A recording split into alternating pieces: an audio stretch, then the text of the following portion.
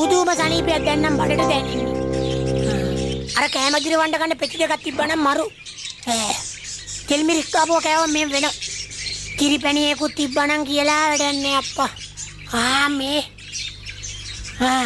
Fruit salad එකකුත් තිබ්බනම් වැඩි වෙන්නේ නෑ නේද?